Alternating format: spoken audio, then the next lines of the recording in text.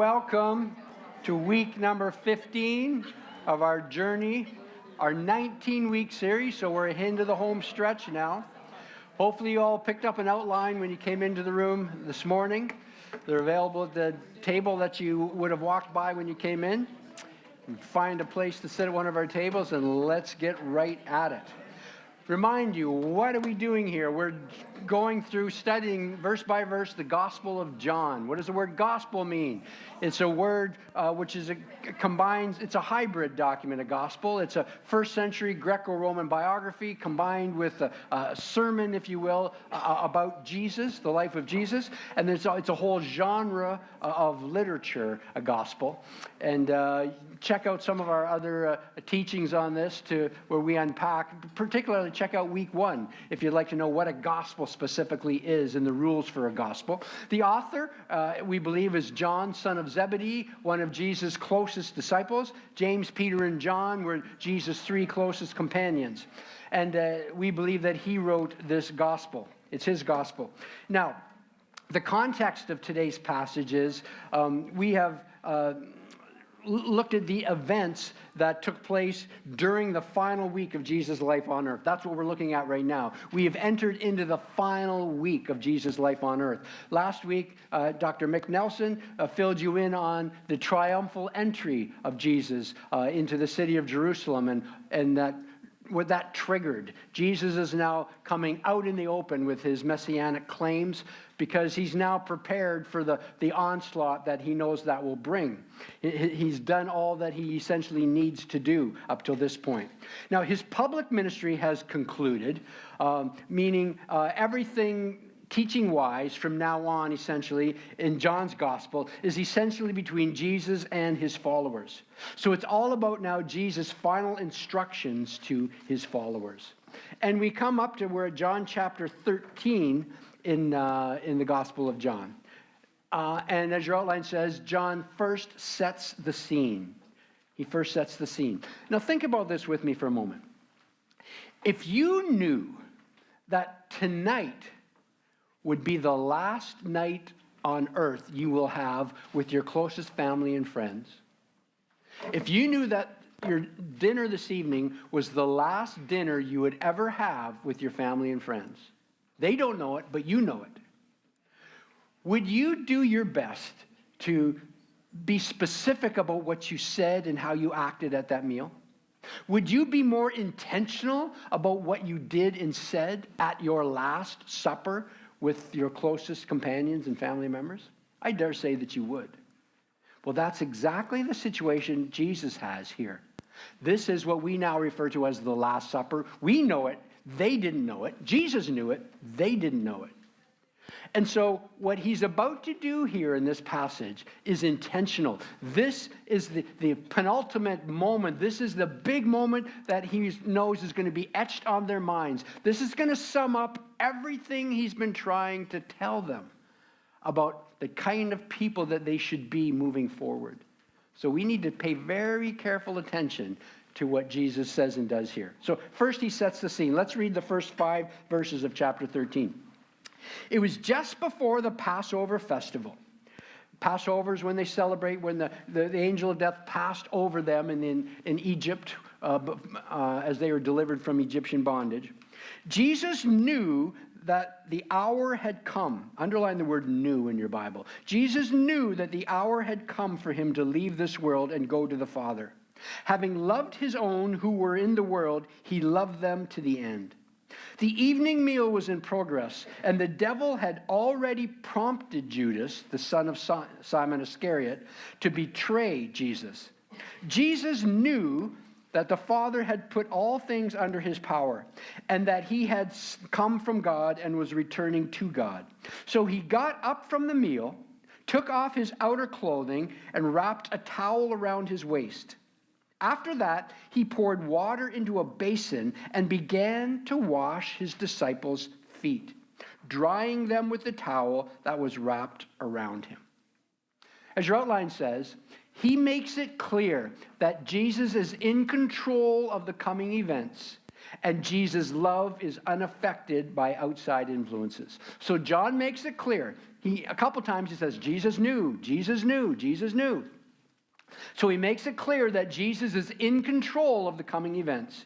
And Jesus' love is unaffected by outside influences. It was just before the Passover festival. Jesus knew the hour had come for him to leave this world and go to the Father. Having loved his own who were in the world, he loved them to the end. Now, the fact that Jesus knew doesn't mean God caused these events.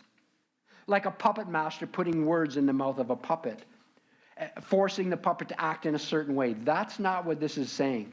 Everyone involved in the crucifixion drama is acting according to their own free will, their own volition. However, in the knowledge of God, the omniscience of God, he knows how everyone will freely act in every situation. So he knows how everyone will respond if he says this or if he does that. So as your outline says, 1b, Judas has long been willfully entertaining thoughts dropped into his mind by the devil.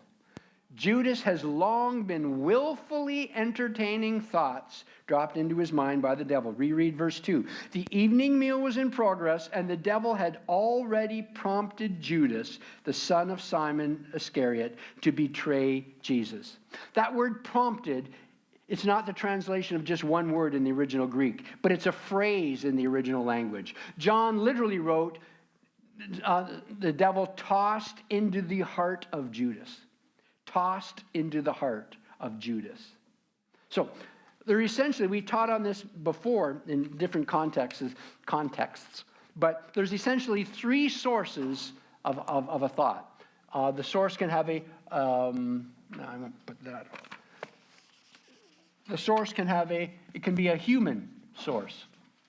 Okay, a human source. So I can put a thought into my own mind.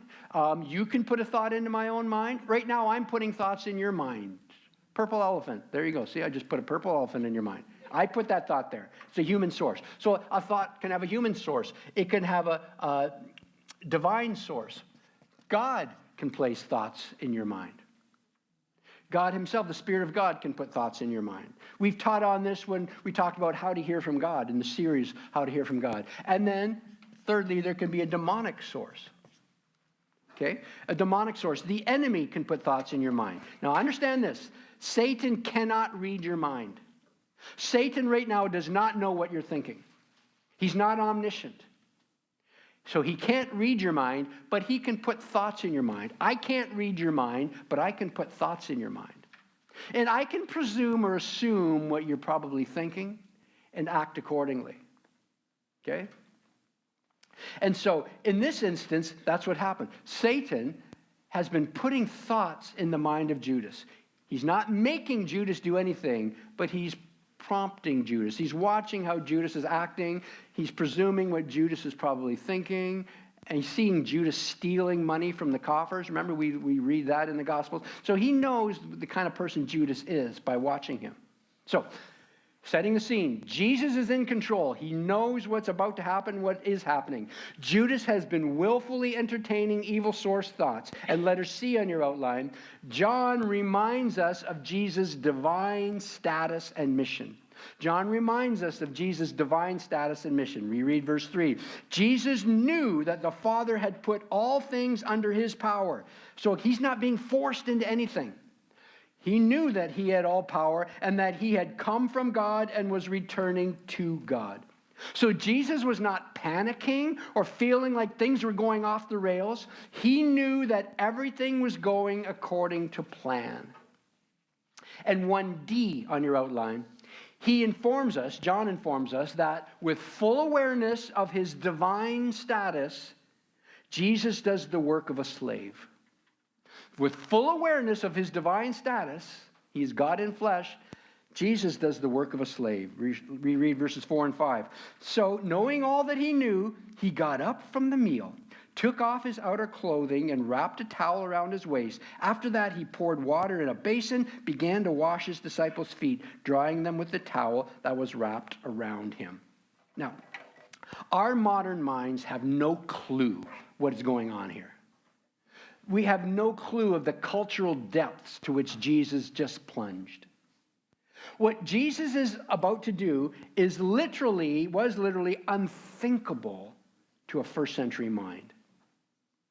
See, the box teaching on your outline there, walking the dry, dusty roads of the Middle East in sandals left a person's feet dry and dirty. A host would offer their guests an opportunity to have their feet washed and refreshed upon arrival.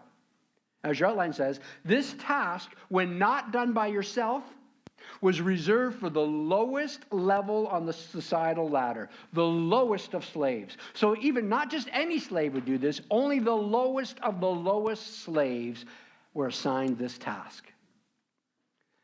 Below the role of a servant employee, even below the role of most slaves, as your outline says, what Jesus does in this instance seriously violated the social customs of the day. This would be like, I can think of so many illustrations that would work, but actually would sound offensive. This is the least offensive that I can think of, but hopefully it gets it across. This would be like the prime minister or the mayor coming to your home and saying, let me blow your nose for you. Let me clean out your nostrils there for you. You're thinking, what? It'd be like King Charles coming to your home and saying, hello, let me blow your nose for you. Hello, let me blow your nose for you. You think, no, that's not what a king does.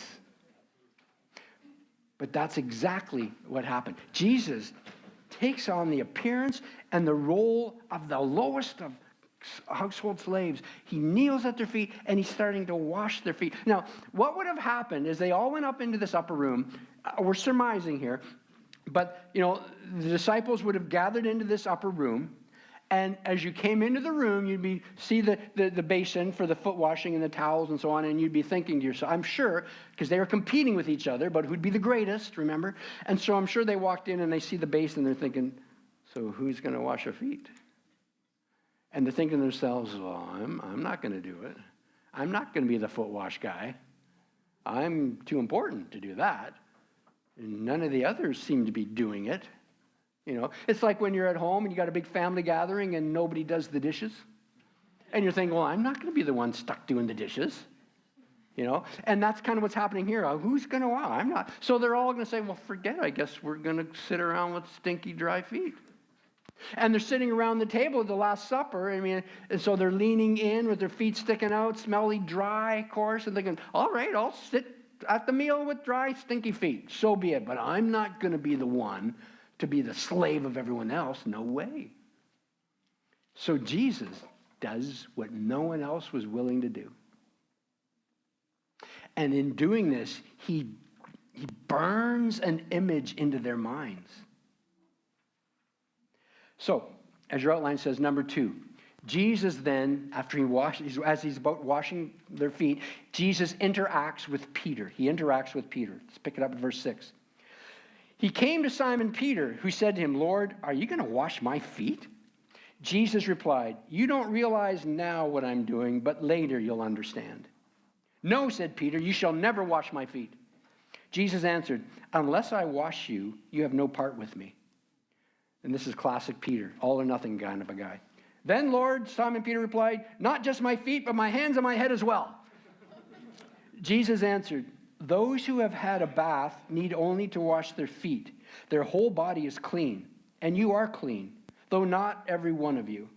For he knew who was going to betray him, and that was why he said not everyone was clean. So, 2A on your outline. Peter is shocked by what Jesus is doing. He's shocked. And the structure of the question is an implied, Peter saying, you're not going to wash my feet, are you? The implication is there's no way you're going to do this. 2B on your outline, Jesus' response essentially describes the dynamic that was present for his entire earthly ministry. His response essentially describes the dynamic that was present for his entire earthly ministry. He says, you don't understand now what I'm doing, but later you're going to understand. This was the shadow boxing Jesus has been doing for the last 3 years. We've been talking about it through this entire gospel. The concept of Messiah was a political ruler, and Jesus couldn't come right out and say who he was to the masses because they would misunderstand, and the Romans would come in. Jesus was having to dodge and weave and say things, drop little breadcrumbs all along the way that they would come back later and pick it up and go, oh, that's what he was saying. Now I see what he was doing. Oh, that's what he meant by that. Remember, 1 Corinthians chapter 2, verse 8. It says, none of the rulers of this age understood it, who Jesus truly was. For if they had, they would not have crucified the Lord of glory. The rulers of this age, implying there even the demonic rulers, they would not have incited Judas and Pilate and the Pharisees. They would not have incited them to kill the Messiah. If they knew that what they were doing was actually making a way for God to forgive all of humanity, the rulers would not have done it. But Jesus' ministry was sort of behind the curtain all along. He had to do this in a way that later they could piece it all together. Luke chapter 24, verses 13 to 27. That's where after the resurrection, some of the disciples are on the road to Emmaus and they're grieving, they're weeping. They don't know, they haven't heard the news yet of Jesus' resurrection. They don't know what's going on. They're depressed. And let me just read Luke 24, starting at verse 25. Jesus appears to them, though he just sort of disguises himself initially. He says to them, how foolish you are, and how slow to believe all that the prophets have spoken. Did not the Messiah have to suffer these things and then enter his glory? And beginning with Moses and all the prophets, Jesus explained to them what was said in all the scriptures concerning himself. So he then started to piece it together, and then they're starting to realize, oh, now we see it in the Old Testament. We didn't see it before. And that's what Jesus is saying here. Peter, right now you don't understand what I'm doing. Later you're going to understand. You're going to piece it all together and realize, oh, now I see it. So Jesus approaches Peter to wash Peter's feet. And how does Peter respond? There's no way. And as your outline says, C2C, focus solely upon the social aspect of what was taking place. Peter refuses Jesus' offer. In response, Jesus implies that there's a deeper aspect to what is taking place. Peter focuses on the social, and Jesus shows that there's a deeper aspect to what's happening. Later, you're going to understand. You don't understand now. You're just looking at the surface. So what's Peter going to do now after he says that? Well, we saw in a typical, letter D in your outline, in typical Peter-esque fashion, he responds with great enthusiasm. Oh, if you can't have anything to do with me, if you don't wash my feet, wash my whole body. Classic Peter. You got to love Peter. Then let's read the beginning of verse 10. So Jesus answered, those who have had a bath need only to wash their feet. Their whole body is clean. So as your outline says, Jesus essentially says, you don't need complete cleansing. Anyone identifying with me has been washed by me. What I'm doing here isn't really about cleansing. That's what he's saying.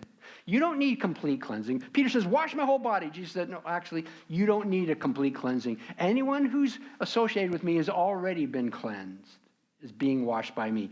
What I'm doing right now isn't about cleansing, Peter. Keep reading in verse 10. And you are clean, though not every one of you, for he knew who was going to betray him, and that was why he said not everyone was clean. Letter F on your outline. Once again, John reminds us that what is about to take place is not a surprise to Jesus. It's not a surprise to Jesus. Jesus is not a victim of circumstances. This is what John is trying to make very clear. He's saying, listen, this wasn't done to Jesus entirely. He knew what he was walking into, and he willfully did it. Jesus himself said, no one takes my life from me. I willingly lay it down. That doesn't mean they aren't responsible for what they did. It just means that Jesus knew what they were going to do willfully and freely. And he walked into it. Number 3 in your outline. Jesus explains what the foot washing was all about. He explains then what the foot washing was all about. Remember, this was his last opportunity with them. He's trying to make a statement that will forever be remembered by them. So Jesus, it says, starting in verse 12, when he had finished washing their feet, he put on his clothes and returned to his place. And then I can imagine the room silent. They're all looking at him, and he says this, do you understand what I've done for you? You call me teacher and Lord, and rightly so, for that's what I am. Now that I, your Lord and teacher, have washed your feet, you also should wash one another's feet. I've set you an example that you should do as I have done for you. Very truly, I tell you, no servant is greater than his master. So he's saying, I'm your master, so you're not greater than me. Nor is a messenger greater than the one who sent me. So he's saying, so if I do this, you have to do this too. Because no servant is greater than their master. No servant can say, oh, well, the master can do that, but I'm better than the master. Say, no, it doesn't work that way. Now that you know these things, you'll be blessed if you do them.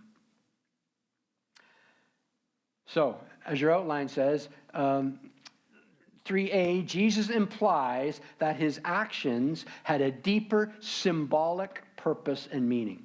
He implies that his actions had a deeper symbolic purpose and meaning. And what was this deeper symbolic purpose and meaning? Well, he explains them. Next blank in your outline. Jesus is saying, I hold a position of respect and authority in your lives. This is what he's saying. I hold a position of respect and authority in your lives. Secondly, he's saying, I have just laid down a pattern of behavior that you're to follow. No act of service should be beneath you. No act of service should be beneath you. He's saying, I just did the lowest of the low. If I did that, and no servant is greater than their master, you should do it. No act of service should be beneath you. And thirdly, what he's saying here is, every time you choose to humble yourselves before others, you'll be lifted up before God. Every time you choose to humble yourselves before others, you're going to be lifted up before God. And then, B1, I guess it is in your outline, Jesus announces that one of his followers is a betrayer. Jesus announces in verse 18 that one of his followers is a betrayer. Let's read verse 18. Jesus says, I'm not referring to all of you. I know those I've chosen. But this is to fulfill this passage of Scripture. And then he quotes an Old Testament passage. He who shared my bread has turned against me. He's quoting from Psalm 41:9 where it says, even my close friend, someone I trusted, one who shared my bread has turned against me. Now verse 19. Jesus says, I'm telling you now before it happens so that when it does happen, you'll believe that I am who I am. So Jesus reinforces two truths according to your outline. 2a, he's not blindsided by this. He's not blindsided by this. And 2b, he possesses the divine nature. He possesses the divine nature. He's trying to show them that he is who he's claimed to be. I know all things. Okay? I'm telling you this now. Before it happens, so you'll know that I am who I am. There we go with I am again. Ego eimi, I am. Moses said, who should I say sent me? Tell them I am has sent you. He's again quoting the I am passages, that they'll look back later and connect the breadcrumbs, so that you'll know that I am who I am. Okay? So he's preparing them to not panic when things go bad. Is what he's doing essentially. Number 3 in your outline, Jesus is preparing them to be sent out as his agents, just as he was sent out as an agent of the Father. He's preparing them to be sent out as his agents, just as he was sent out as an agent of the Father. Verse 20. Very truly I tell you, whoever accepts anyone I send accepts me, and whoever accepts me accepts the one who sent me. Okay? He says, just like I was sent by the Father and I willingly went, I'm now sending you and I'm calling you to willingly go. And anyone who accepts you accepts me, and anyone who accepts me accepts the one who sent me. Number 4 in your outline, being in control does not necessarily mean being unmoved. Being in control doesn't necessarily mean being unmoved. Jesus demonstrates his humanity in the midst of stressful circumstances. Just because you're in control doesn't mean you're unmoved. And he demonstrates his humanity here. Now remember, what we've learned in the past when we talk about the doctrine of God and the doctrine of Christ, that Jesus is two natures. He is the divine who took on humanity. The divine person, the Son, who added humanity to that. So he feels and thinks as you and I feel and think, okay? He's not unmoved. So look at verse 21, beginning of verse 21. After he had said this, Jesus was troubled in spirit. So after he said this, he was troubled in spirit. So in his humanity, he knows what's about to happen to him. And he's not excited about it. He's dreading it, as we'll see in Gethsemane coming up. He's dreading it.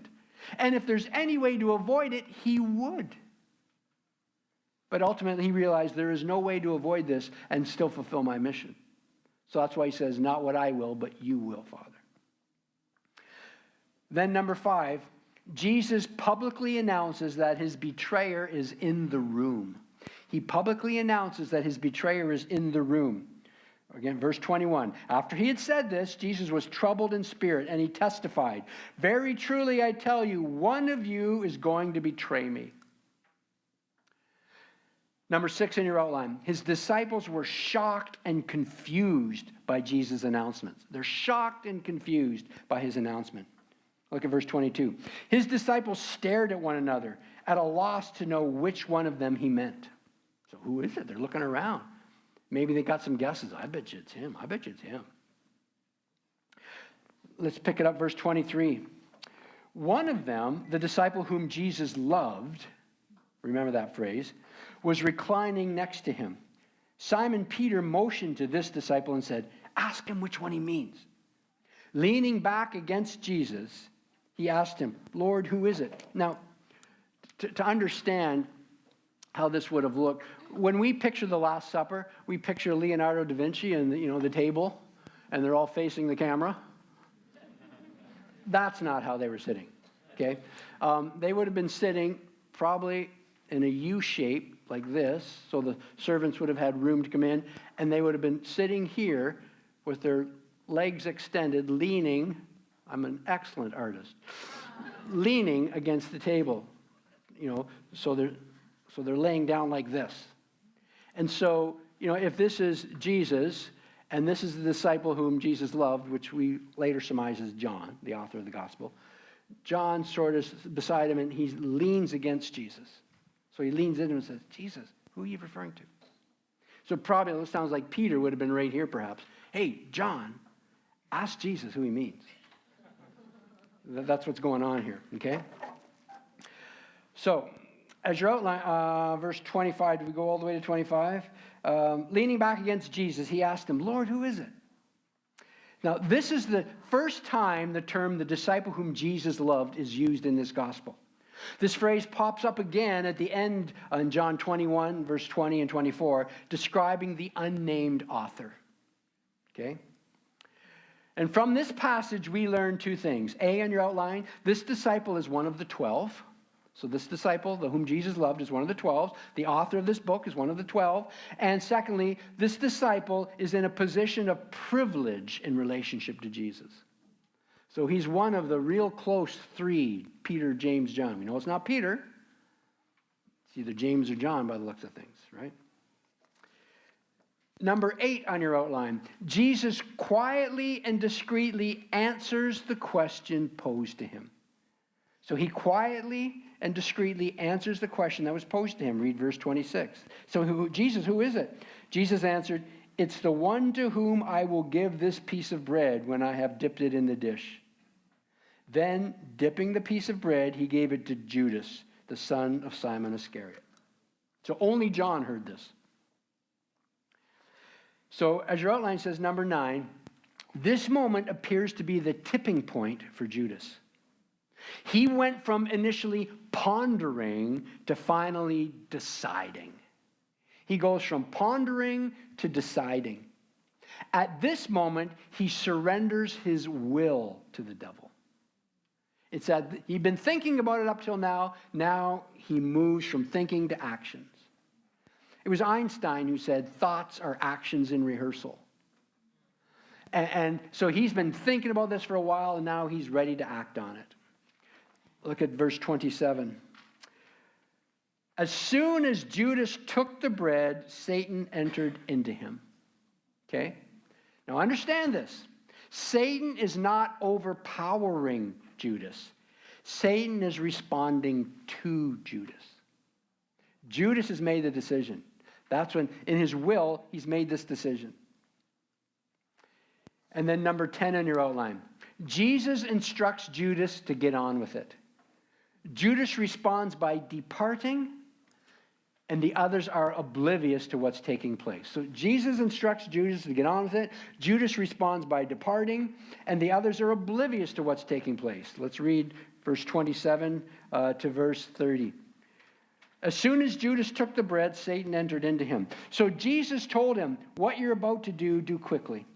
But no one at the meal understood why Jesus said this to him. Since Judas had charge of the money, some thought Jesus was telling him to buy what was needed for the festival or to give something to the poor. As soon as Judas had taken the bread, he went out, and it was night. Next week, we're going to stop there now. Look at that. Early, 10 minutes early. So anytime I go late, I'm just going to say, yeah, but I let you out 10 minutes early once before. Though we have questions coming up. Jesus prepares his followers. Next time we're together, which isn't next week. Next week is communion. So in 2 weeks, Lord willing, I'll be here to continue. Jesus prepares his followers for his departure. Next time we're together, Jesus promises the Holy Spirit is going to be experienced in a new way. And some famously confusing statements we're going to look at next time we're together. Where Jesus says, we're going to do greater things than him. What? He raised the dead. How can we do greater things than that? And he said, the Father is greater than I. What does that mean? Does that mean that he's not truly God? The Father's greater than him? How can he be God if the Father's greater than him? We're going to look at both of those passages next time we're together in a couple of weeks, Lord willing.